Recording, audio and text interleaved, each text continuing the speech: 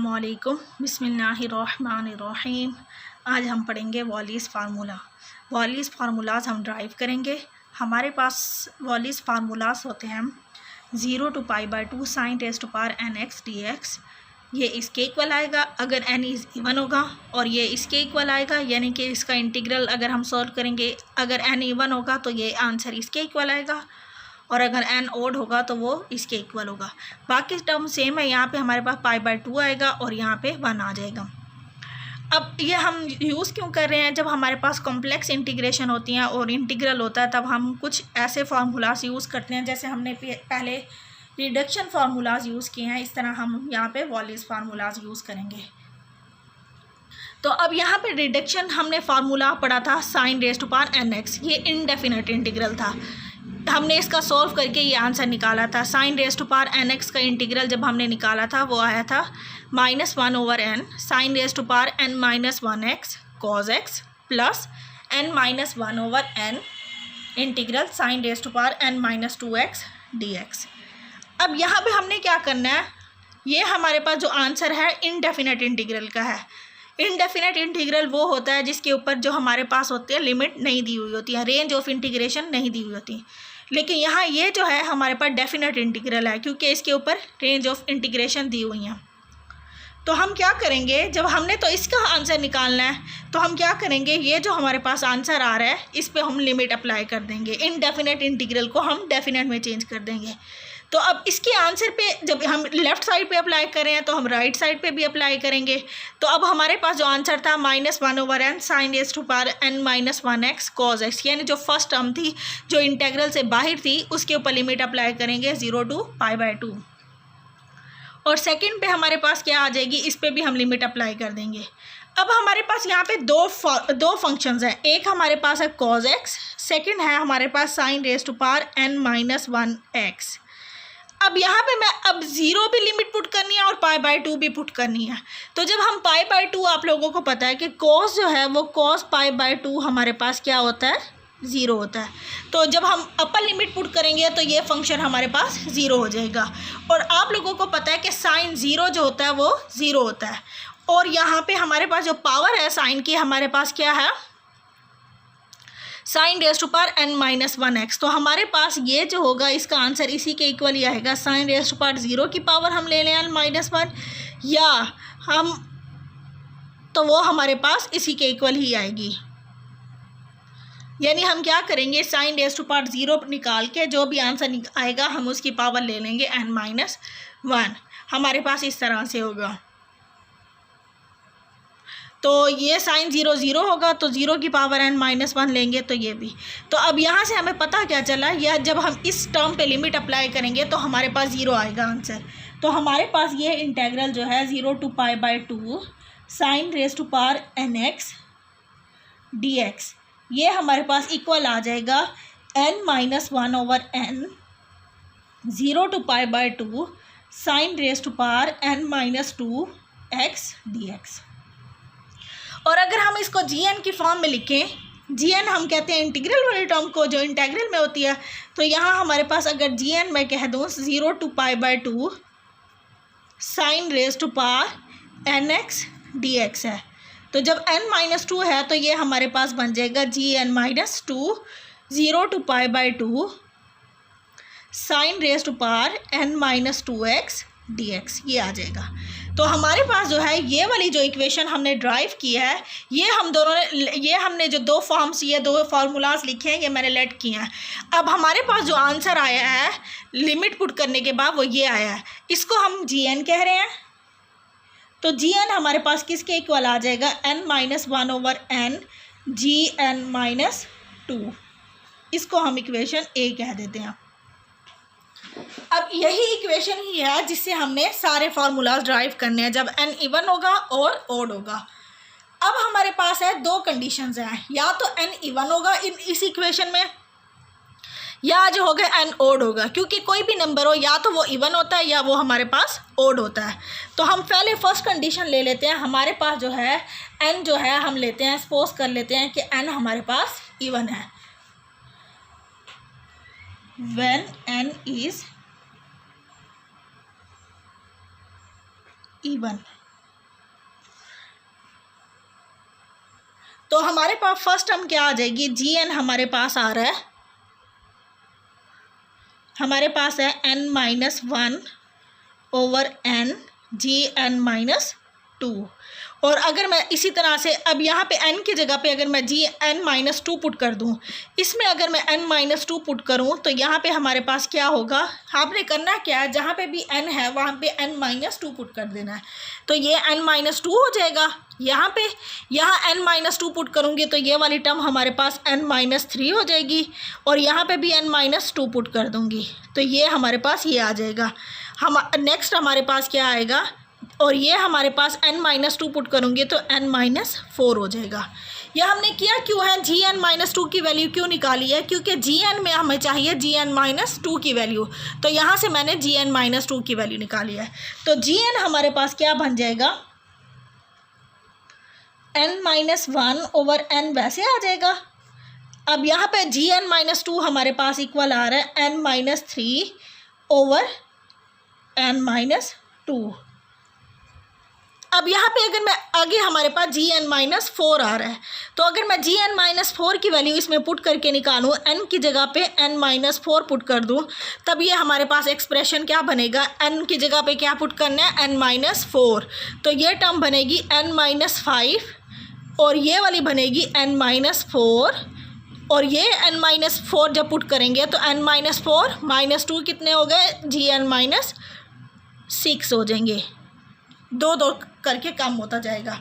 तो यहाँ हमारे पास नेक्स्ट टर्म आएगी वो हमारे पास जी n-5 आ जाएगी, और यहाँ आ जाएगी n-4, यहाँ आएगी जी n-6। फिर हम जी n-6 की वैल्यू निकालेंगे, तो आप लोग डायरेक्ट भी अब बता सकते हैं क्या वैल्यू आएगी, जी n-6। तो अब जब जी n-6 में से n की जगह पे जी n-6 लिखेंगे तो n-6 -1 कितने हो जाएंगे, n-7, और डिवाइड में क्या आ जाएगा, n की जगह पे हमने पुट करना है n-6, और यहाँ हमने क्या करना है, n-6 में 2 और कम करने हैं, तो ये हमारे पास हो जाएगा n-8। तो यहाँ नेक्स्ट टर्म आ जाएगी n-7 ओवर n-6। अभी आप लोगों ने करना कहाँ तक है, अगर सपोज अगर n हमारे पास इवन है, मैं कहती हूँ कि n की वैल्यू 10 है, जब हमारे पास n की वैल्यू 10 है तो n-2 हमारे पास क्या आएगा, 8 आ जाएगा, फिर n-4 हमारे पास 6 आ जाएगा, n-6 हमारे पास 4 हो जाएगा, और n-8 करेंगे तो 2 हो जाएगा, और जब नेक्स्ट टर्म जब हम करेंगे तो वो हमारे पास 0 हो जाएगा, यानी 10 होगा, फिर 8 होगा, फिर 6 होगा, फिर 4 होगा, फिर 2 होगा, फिर 0 हो जाएगा। तो यहाँ से जब हम करेंगे तो लास्ट टर्म हमारे पास क्या आएगी, G0 आएगी। अच्छा, और एक और बात, यहाँ पे आप लोगों ने एक चीज़ को चेक देखना है, बल्कि इसको मैं ऐसे लिख देती हूँ, यहाँ पे भी अप टू साउंड कर देती हूँ, यहाँ पे भी अगर n इवन है तो n-1 हमारे पास ओड होगा और n इवन, n-2 अगर n इवन है तो n-2 भी इवन होगा, n-4 भी इवन होगा, n-6 भी इवन होगा, और n अगर इवन है तो n-1 ओड होगा, n-3 यानी कि ऊपर वाले नंबर हमारे पास ओड आ रहे हैं, नीचे वाले नंबर जो डिनोमिनेटर में आ रहे हैं वो हमारे पास इवन आ रहे हैं। तो ओड नंबर हमारे पास कहाँ पे ख़त्म होते हैं, हमारे पास 3, और लास्ट वाला जो नंबर है वो 2 होगा, और ये वाला जो है वो हमारे पास होगा 4 2, क्योंकि G0 मैंने यहाँ पे लिख लिया है 4 2, ये इस तरह से आएगा। अब हमने वैल्यू निकालनी है G0। अब ये 0 मैंने किसकी जगह पे लिखा है, n की जगह पे 0 लिखा हुआ है, यानी यहाँ पे n-2 जो n की जगह पे हम वैल्यूज़ दे रहे हैं वो हमारे पास क्या आ रही है, G0 आ रही है। तो अब हमारे पास Gn क्या है, ये है हमारे पास वैल्यूज़, नहीं सॉरी ये है Gn की वैल्यू हमारे पास ये है। अगर मैं n की जगह पे यहाँ पे 0 पुट कर दूँ तो हमारे पास क्या आएगा आंसर, मैं दोबारा लिख देती हूँ, Gn हमारे पास है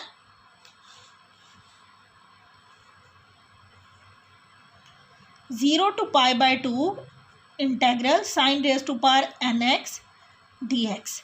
अब हमें वैल्यू चाहिए G0 की, तो G0 हमारे पास किसके इक्वल आ जाएगा, 0 to π/2 sin raised to power 0x dx।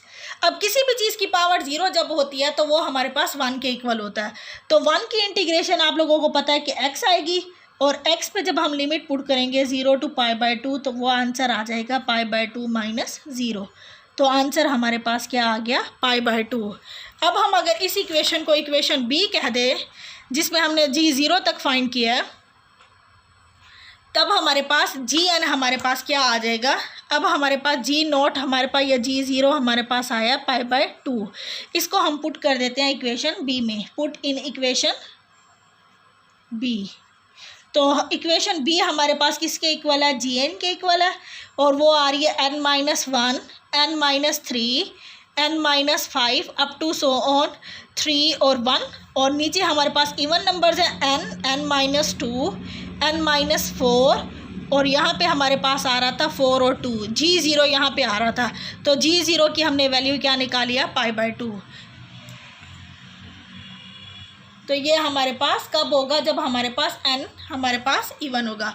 gn हमने कहा हुआ है 0 to π/2 sin raised to power nx dx, और इसकी वैल्यू हमने निकाली है n-1, n-3। इसको हम यूँ भी लिख सकते हैं, plus up to so on n into n-2 plus up to so on, last में हमारे पास वैल्यू आएगी π/2 इफ़ n इज़ इवन। आप लोग दोनों तरह से इस आंसर को लिख सकते हैं, इस तरह से भी लिख सकते हैं और इस तरह से भी लिख सकते हैं। ये तो हमने उस वक्त किया है जब हमारे पास n हमारे पास इवन है। अब हमने नेक्स्ट जो पढ़नी है वो हमारे पास क्या होगा, when n is odd.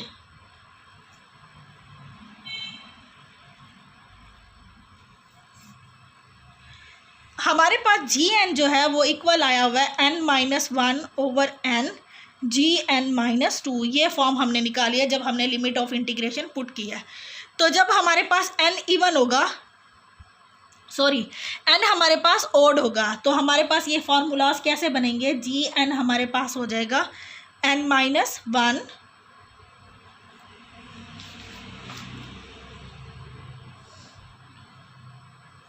n-1 over n gn-2 की वैल्यू पुट करनी है। अब हम पुट वैसे ही करेंगे, लेकिन हमारे पास डिफरेंस कहाँ पे आएगा, जो हमने लास्ट टर्म देखी है वहाँ पे आएगा, और जो हमारे पास g यहाँ पे g0 बचा था हमारे पास इक्वेशन बी में, क्योंकि हमारे पास n इवन था। तो जब इवन में से हम दो नंबर्स कम कर रहे हैं, n-2 कर रहे हैं, तो यहाँ पे हमारे पास जो लास्ट टर्म बचेगी वो g0 बचेगा। और जब हमारे पास ऑड नंबर है और उसमें से हम दो नंबर्स कम करते जाएंगे, तो जो लास्ट नंबर बचेगा वो g1 बचेगा। क्योंकि जैसे अब 10 में से 2 कम करेंगे वो 8 आया, 8 में से 2 कम करेंगे वो 6 आएगा, फिर 4 आएगा, फिर 2 आएगा, फिर g0 हो गया। अब अगर सपोज मेरे पास 7 है, 7 में से 2 कम करेंगे वो 5 आएगा, 5 में से 2 कम करेंगे वो 3 आएगा, 3 में से 2 कम करेंगे वो 1 आएगा। तो हमारे पास जो लास्ट वाली वैल्यू आएगी वो हमारे पास 1 आएगी। तो अब हमारे पास क्या आएगी, ये टर्म ये हमारे पास इस तरह से आ गई। अब नेक्स्ट टर्म में जब हम इसकी जगह पे gn-2 की वैल्यू निकालूंगी, तो वो हमारे पास क्या आएगी, n-2। n की जगह पे n-2 करेंगे तो ये n-3 ओवर n-2 हो जाएगा। यहाँ आ जाएगा gn-4, दो कम होते जाएंगे, तो ये आएगा n-3 ओवर n-2। और इसी तरह से हमारे पास n-4 की वैल्यू हो जाएगी n-5 हो जाएगी, और यहाँ पे हमारे पास n-4 हो जाएगी, और यहाँ आ जाएगा n-6। तो इसी तरह से हमारे पास नेक्स्ट वैल्यूज़ आती जाएंगी। यहाँ हमारे पास 3 वाली जब टर्म पुट किया है तो हमारे पास n-4 आया। फिर इसी तरह से नेक्स्ट टर्म में हम करेंगे n-1 over n, n-3 over n-2, n-5 over n-4। यहाँ हमारे पास आ जाएगा gn-6। इसी तरह से अब हम यहाँ तो मैंने पहले वाली वैल्यू पुट की है, n की जगह पे n-2 पुट किया, तो हमारे पास ये टर्म आई है, तो gn-2 की जगह पे मैंने ये वाली वैल्यू पुट कर दिया। अब इस टर्म में हमारे पास gn-4 आ रहा था, तो gn-4 की जगह पे मैंने उसकी वैल्यू पुट कर दिया है। तो इसी तरह से जब हम इसको अप टू सोन करेंगे तो हमारे पास लास्ट टर्म क्या आएगी, n-1, n-3, n-5, इसी तरह से n, n-2, n-4 plus up to सोन। अब n हमारे पास ओड है, तो n-1 इवन होगा, ऊपर वाले नंबर हमारे पास इवन आ रहे होंगे, तो लास्ट वाले इवन नंबर हमारे पास होता है 4, 2, इस तरह से आ जाएंगे।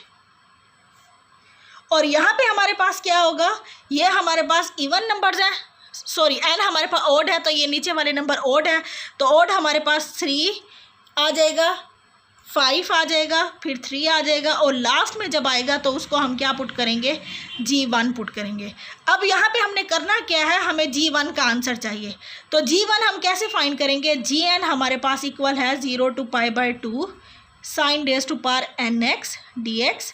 तो अब हमने यहाँ पे किसकी वैल्यू निकाली है, G1 की, यानी कि साइन की पावर 1 रखनी है, 0 to π/2 sin x dx।